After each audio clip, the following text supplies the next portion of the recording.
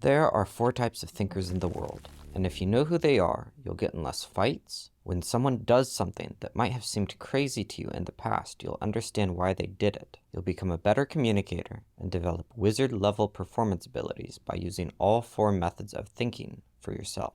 The first thinker is the linear thinker. Most people know this one, but only some people use it. When it's successful, it's called being logical, but it doesn't always work. Linear thinking is a process where you look at the world around you and combine that with your past life experiences and lessons to come up with a goal and a series of steps to achieve that goal. In other words, every decision must be in a step-by-step manner, one foot in front of the other. Linear thinkers think the way a maze looks. They travel in one direction, and when new options are provided, they consider them, make a decision, and then move again in a straight line until a new decision needs to be made.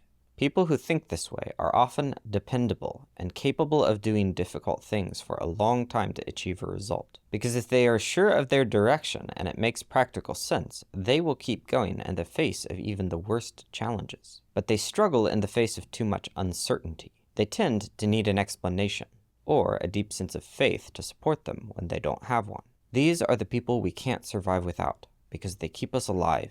At the same time, they often come across as boring or frustrating to other types of thinkers because they won't move until something makes sense. They can have a hard time going with the flow or doing something without an explanation. But when they know what matters to them, what their objective is, and how they will move towards it, they save humanity from blinking itself out of existence. They keep the lights on and move us on a steady path. The second type of thinker is the experimenter, who cares less about moving in a straight line and operates more like a random number generator. If the logical thinker operates like someone trying to get out of a maze, the experimenter operates like a person in the middle of a dark room. The experimenter assumes he has no idea which direction to go, so all options must be tested as quickly as possible. When you're in a dark room, you will swing your hand around in every direction to see if you can touch a wall, and then you'll begin moving in any direction until you touch one. Then move from there, blindly testing to find a corner, a light switch, or a door. In other words, you have no idea what to do, so you'll just try something. There is a linear path still being followed, but there is more emphasis on testing than deciding ahead of time what the best direction is. Some people operate this way by default.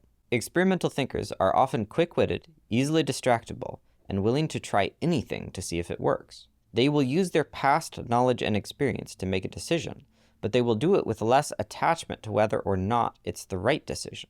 They are willing to take a risk. And they assume they don't really know what to do next, so they'll just press every button until something happens. And so while a linear thinker might observe the world, pick a direction, and start walking, an experimental thinker will start walking and find out what direction is right.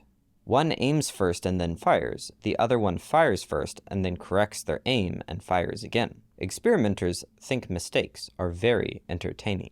They are really good at improving systems, because they will see things that don't work or need to be improved and then try random things to see if they can come up with a solution. They're good at finding a way to achieve an outcome that is defined with no clear path to get there.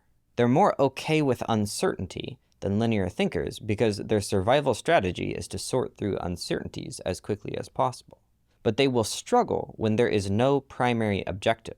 They still need a specific goal, because when the desired outcome isn't known, the random experimentation can become more chaotic and destructive. There's no definition for what is a positive or negative result in any given experiment. So if there is no primary goal, the random testing becomes random and meaningless behavior. But when a goal is decided upon, they often can accelerate the process a linear thinker might use because they're so willing to test and discover new information. While they can be highly distractible, their willingness to try new things is a big part of what helps the world innovate and solve new problems. The third thinking style is the extrapolator.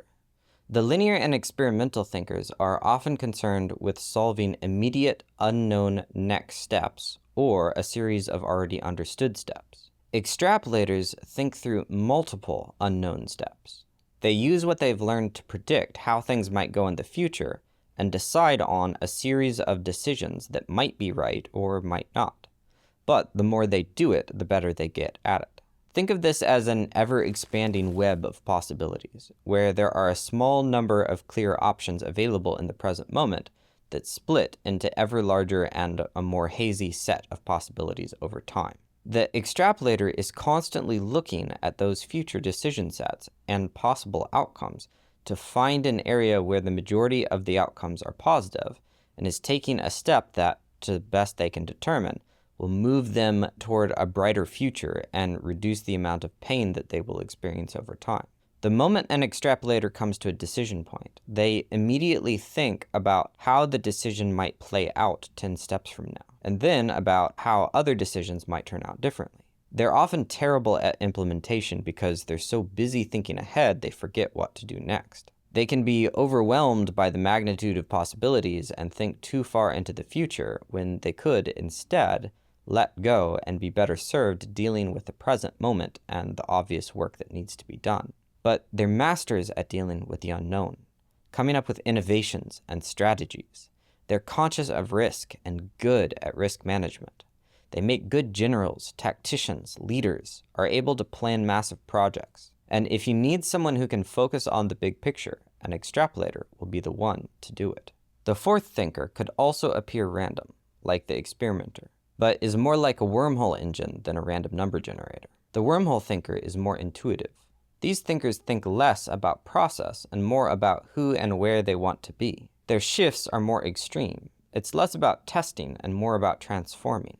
The linear thinker walks into the maze and turns right because it's the most reasonable direction based on what they know about mazes and what they know about where the exit point of the maze is. The experimenter walks into the maze and just picks a direction to see what will happen. The extrapolator looks ahead as far as possible and chooses the direction that looks like it has several steps in the right direction.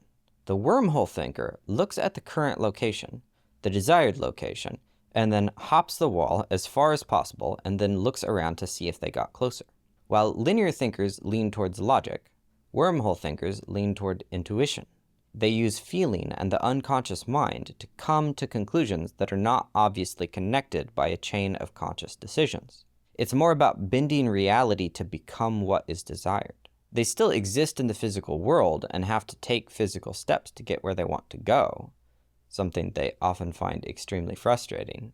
But if a mindset or conclusion or decision serves them and doesn't have an explainable reason for existing, they are perfectly happy to embrace it without explanation. The fact that it's useful is enough.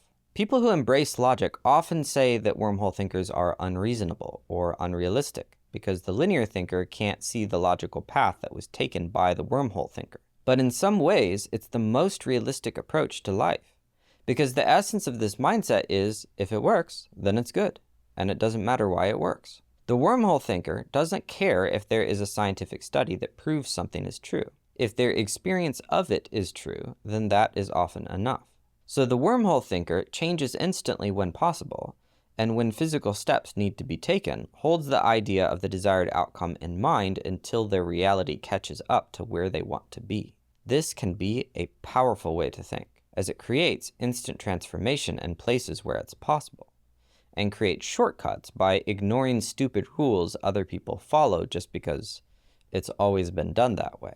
But it can be risky, because while this way of thinking can come up with brilliant new ideas, it can also be extremely inaccurate when things go wrong. Wormhole thinkers also have trouble taking action because they see where they want to be so clearly that they feel like they're already there, and taking the real-life steps required to get there feel frustrating and slow.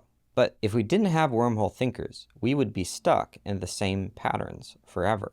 This type of thought gives humanity the gift of insight. All these ways of thinking have strengths and weaknesses, and we all utilize all four of them. But different people lean on different styles. If you understand them, you can figure out which one you use the most, and know what type of problems and work you could be more skilled at, and the possible mistakes that you're likely to make. And if you understand the way the people around you think, you can communicate with them better. If you're a wormhole thinker, have patience for the slow process a linear thinker has, and it may save your life. If you're a linear thinker, have patience for the lack of explanation a wormhole thinker might have, and be willing to try an idea they provide that might make your life feel like it's worth living, or save you years of time. If you're an extrapolator, don't expect everyone to be able to think ahead as far as you do, and be willing to focus on the work that needs to be done today. If you're an experimenter, don't expect everyone to be able to keep up with you, and be willing to concentrate your efforts in a specific direction. And no matter who you are, when you come to a challenging problem, take a moment to ask yourself how you should think, because you have the power to choose whether or not you're going to do the logical next step, try something random to find out what happens, map out a path, or go with what feels right. And there's a time for each one. You can start bringing the right thinking style to the right problem and make progress faster. Take the time to get comfortable with all 4 different ways of thinking, and you will become a powerful force in any realm of human endeavor.